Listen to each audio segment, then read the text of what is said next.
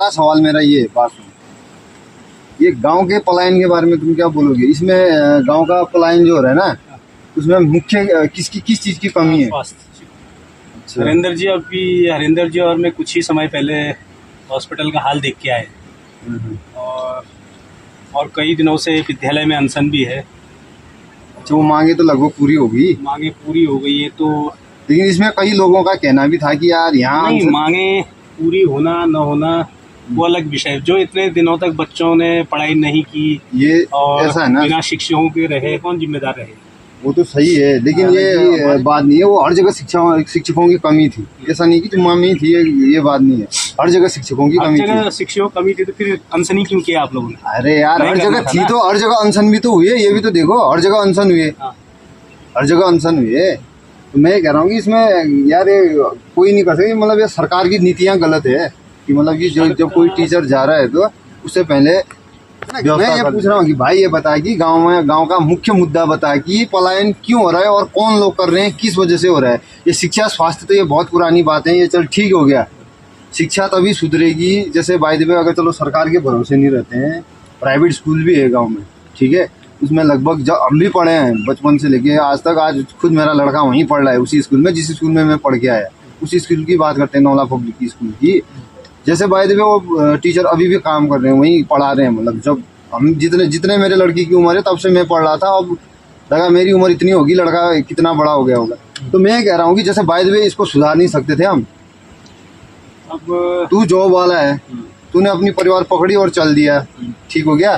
पढ़े यहाँ किसके बच्चे?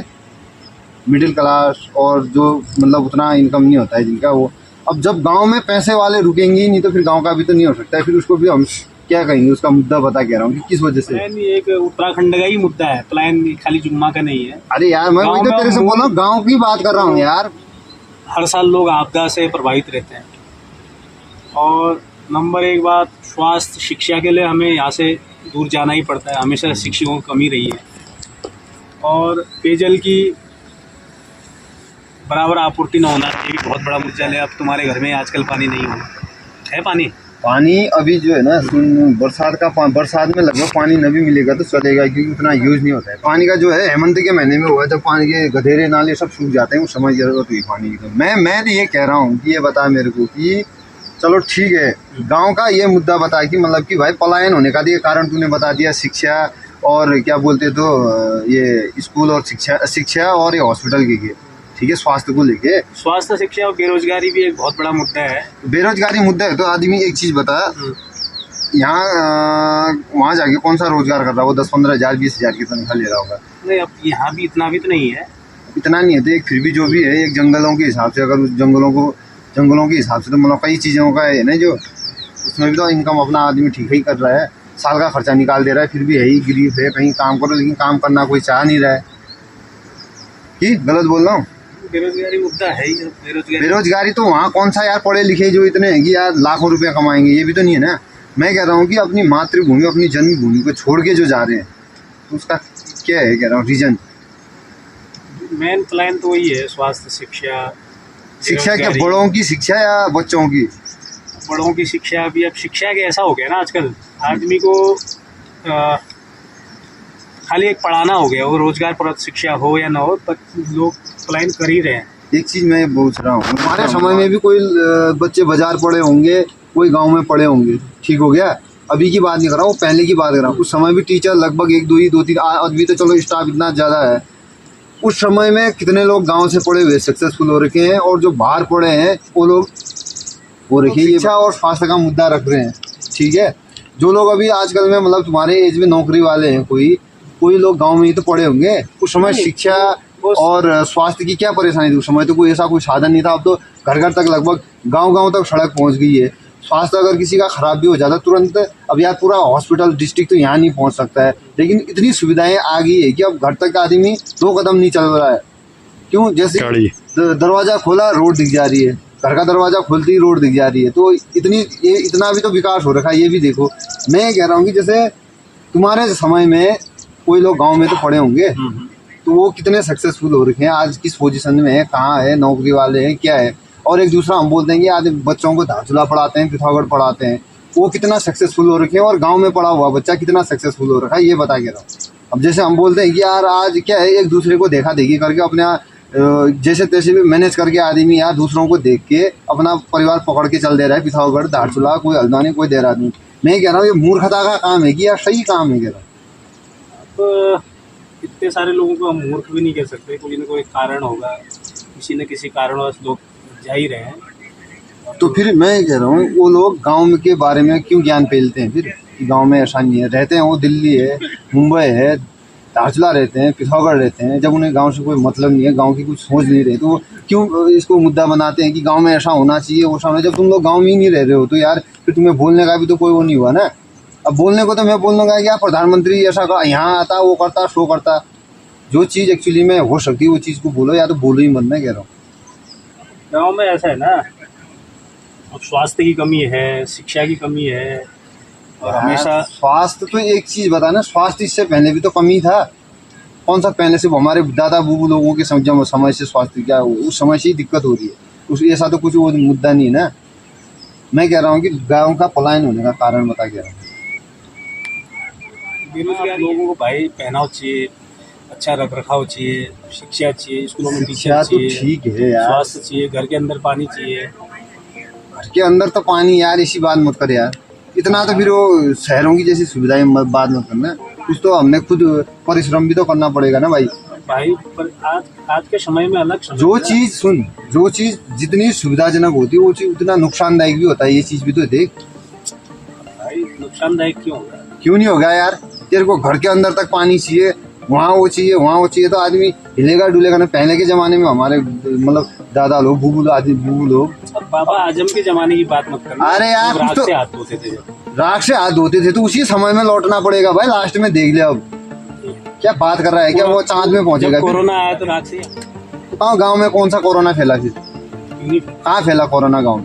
यार कैसी बात कर रहे हैं, गाँव में बाहर जा नहीं सकते। अरे बाहर नहीं जा सकते तो तुम लोगों ने डराया गाँव कि यार ऐसा हो रहा है, वैसा हो रहा है शहरों में। तो क्यों कोई गांव में कोई एक भी केस आया कि कोरोना का उस समय? बता, ज्यादातर नीचे प्लेनों में तो आया, गांव में कोई कोरोना का केस आया? कैसी बात कर रहा है यार, बता, गांव में कोई केस आया था कोरोना का? ताजी हवा, शुद्ध, मतलब सब चीजों का सही है, तो यार यहाँ कोई वो नहीं हो सकता है। लेकिन आज हम ये दुर्भाग्य हम लोगों का है ना कि हम ये गाँव छोड़ के जा रहे हैं। लेकिन आने वाले समय में देख लो ना, क्या बोलते तो कल के दिन या आने वाले समय में, हमारे समय में तो क्या, हमारे आने वाले बच्चों के भविष्य, बच्चों के समय में भी देख लेना लास्ट में गांव में ही आएंगे। क्योंकि भाई देख, शहरों का टेम्परेचर घटेगा नहीं, वो बढ़ते जाएगा। जितनी इंडस्ट्री लग रही है, जितना वो हो रहा है वहाँ भाई, उससे ज़्यादा, उससे तो टेम्परेचर बढ़ना ही है। उसको पलायन नहीं कहते, मगर पलायन भी नहीं है ना। अब पलायन का मतलब है कि अब गांव ही छोड़ के चले जाएं। एक चीज मैं बता रहा हूँ, हमारी संस्कृति के हिसाब से बता रहा हूँ ना, चाहे हम अपने बच्चों को सुन, जगह आवास है तो उसको पलायन। अब अपनी बात मत करना, दो जगह घर है तो पलायन नहीं हुआ, वो नहीं हुआ कि मैं कह रहा हूँ सुन, बच्चों को तुम भाई देवे USA पढ़ाओ या कनाडा पढ़ाओ, ऑस्ट्रेलिया पढ़ाओ, कहीं भी पढ़ाओ, लेकिन अपनी जन्मभूमि, अपनी मातृभूमि को ना ये ऐसे मत छोड़ के जाना कभी भी हो। रियलिटी में बोल रहा हूँ यार, तुम मजाक में ले रहा है कसम से। भी तो है एक प्लॉट वहाँ। अब प्लॉट है वो अलग बात है ना, कौन सा मैंने मकान बना रखा है, मैं नहीं बनाऊंगा। विचार तो है ही, विचार मेरा नहीं है। मैं अपना गांव छोड़ के कहीं नहीं जाऊंगा ना भाई, चाहे हम नौकरी के लिए कहीं दूसरे देश में चले जाएंगे, लेकिन गाँव छोड़ के छोड़ना गए यार। तुम्हारा कोई भरोसा नहीं है फिर, वो बरसाती मेढकों की तरह होती क्यों है? बरसाती मेढक की तरह ऐसी बात करता है। आ जाते हो फिर जो बरसात में मेढक आते हैं, ऐसी बात मत कर। हेमंत, मतलब कि 12 महीने में से 4 महीने दिखते हैं वो मेढक, 4 महीने भी नहीं दिखते। किसी को 2 जगह होंगे, किसी के 4 जगह होंगे। और खेत कहीं मेरा एक बंजर दिखा दो। अच्छा, मतलब फुल किसानी कर रहा है सब। तेरे को कभी खेत में तो मैंने देखा नहीं भाई जाते हैं। अरे भरे तो बरसात में ऐसी हरे भरे हो जाएंगे। देख ले, सब धान लगा हुआ है। सामने खेत है मेरा, देखो मडवा लगा। अब यार भाई यहाँ दूर से देखने में पूरा हरा भरा ही दिख रहा है, कोई बता सकता है कि यार? ठीक से दिखाओ देखो, ये एक गलत बात, जूम करके दिखा दे। हाँ, इसको थोड़ा खेत सब छोड़ के चले जाए, इसको बोलते पलायन। भी यार एक चीज मैं बता रहा हूँ ना, बरसात में जब आफत आ रही है, 2013 का आपदा का ढंग से हमने झेला, 1960 का ढंग से हमारे दादा लोगों ने झेला नाग में, और यार फिर रात को जग के हम लोग रह रहे हैं। मतलब एक चीज पलायन नहीं है वो, पलायन नहीं की बात सुन, भगवान न करे, कुदरत न करे, कहीं ऐसी अनहोनी हो जाए। अरे बात सुन पहले भाई, एक चीज बता, इंसान यार कहीं भी रहे परेशानी हर जगह। तू प्लेन में भी रहेगा तो कभी बाढ़ से, कभी भुखमरी से, कभी गर्मी से परेशान तो रहेगा। यहाँ हम चलो एक ही चीज से तो परेशान है कि आपदा आ रही है, वो आ रही है, चलो आपदा आई नहीं है ना, ये तो लाई गई है। लाई गई है तो यार उसको रोकना भी तो हमारी जिम्मेदारी है। फिर अब रोकना जिम्मेदारी किसकी है? आपकी है, मेरी है, ग्राम सभा तो की है। ये मानव निर्मित वही तो आपदा बोल है। रहे हैं। अब भाई शिक्षकों की कमी है, लोग चिल्ला रहे हैं कई दिनों से। उसका असर भी तो हुआ भाई। असर कहाँ है? संगठन में शक्ति है, ठीक है। हाँ। कई लोग फेसबुकों में, व्हाट्सएपों में ज्ञान भी दे रहे थे यार कि तुम्हारा वो डिस्कोला में अनशन करके क्या होगा, क्या नहीं। लेकिन संगठन में शक्ति है। आदमी बोलते थे कि ज्ञान देते थे कि अब धारचूला में करो नहीं, यार, बस उसका असर भी तो हुआ। जाने के लिए भाई पैसा भी तो चाहिए। अरे मैं वही तो बोल रहा हूँ, कई लोग ज्ञानी लोग ज्ञान दे रहे थे। ज्ञान देने से मतलब वो रहने वाले कहीं, वो मतलब अर्धा रहते थे वो कहीं, मतलब गांव से दूर, और ज्ञान दे रहे थे व्हाट्सएप और फेसबुकों में कि यार वहाँ अनशन करके थोड़ी होगा, तुम वहाँ जाओ। अरे यार भाई, तुम खुद ग्राउंड में भी तो आओ, तुम बोलो ना। वो फेसबुक व्हाट्सएप में बोलने से हो जाता है, लेकिन उसका असर भी तो दिखा फिर वहाँ होने से। धारचूला में जाते 100 में से 90 लोग 25 के चक्कर में चले जाते खेड़ों में, और 10 आदमी मुश्किल से होते हैं।